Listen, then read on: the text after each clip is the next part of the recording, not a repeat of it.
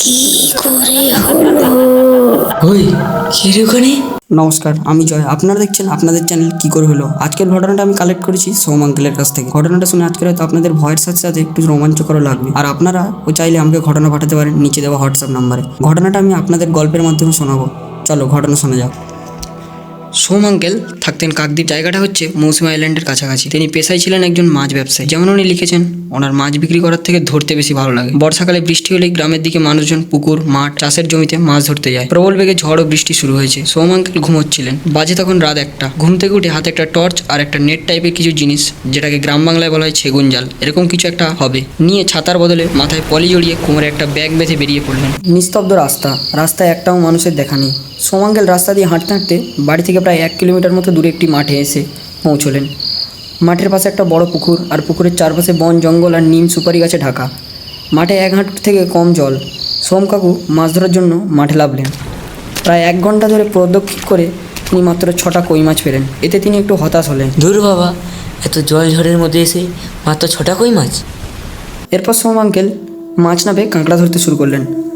হঠাৎ করে তিনি দেখলেন ওনার থেকে কিছুটা দূরে একটি লোক এই ঝড় জলের দিনে গায়ে চাদর মুড়ি দিয়ে দাঁড়িয়ে আছে, আর রেগে গেলে যেমন মানুষ আচরণ করে সেরকম ভঙ্গিতে কিছু বিড়বিড় করে বলছে। সোম আঙ্কেল ভাবলেন যে ওনার মতো এই লোকটিও হয়তো এখানে মাছ ধরতে এসেছে, আর উনি হয়তো এই লোকটির মাছ ধরার জায়গায় ব্যাঘাত ঘটিয়েছে। তাই তিনি তার থেকে কিছুটা পিছু পা হয়ে ওনার মতো উনি মাছ ধরতে শুরু করলেন। সোম আঙ্কেল এখনও এই ব্যাপারটিকে সিরিয়াস মাইন্ডে নিলেন না। তারপর সোম আঙ্কেলের হাতটি গেল তার কোমরে থাকা বাঁধা ব্যাগটিতে। তিনি লক্ষ্য করে দেখলেন তার ব্যাগে মাছও নেই আর কাঁকড়াও নেই। আরে আমার মাছ আর কাঁকড়া কোথায় গেল? সেই চাঁদের মোড়া ব্যক্তি এবার সে বিড় নয়, কাঁদো কাঁদো আর একটা বিকট হাসি দিয়ে বলছে, দে মাছ দে দে। সোম আঙ্কেলের আর বুঝতে বাকি থাকে না যে এটা কি। তাও তিনি সাহস করে বললেন, এত রাত্রে এখানে কি? ঝড় বৃষ্টির সময় মাছ নেই, বাড়ি যাও। তারপর কিছুক্ষণ চুপ থাকার পর সেই ব্যক্তিটি আবারও একটা বিকট শব্দে বলে উঠল, কাঁকড়ার দাঁড়াটা না মুখে লেগেছে। এবার সোম আঙ্কেল পুরোপুরি শিওর যে এটা কোনো মানুষ না।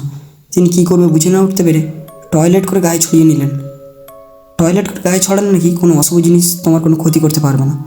তারপর সোম আঙ্কেল কোনো ক্রমে পেছনে তাকিয়ে মাঠের থেকে রাস্তার ওপরে উঠে তাড়াতাড়ি করে হাঁটা দিলেন ঘরের উদ্দেশ্যে। ওনার মতো এটা নাকি মেছো ভূত।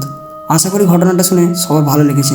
এরকম ঘটনা আরও আসতে থাকবে। আপনারা চাইলে আমাকে ঘটনা পাঠাতে পারেন নিচে দেখা হোয়াটসঅ্যাপ নাম্বারে। ধন্যবাদ। কি করে হলো? ওই কি রে ওখানে?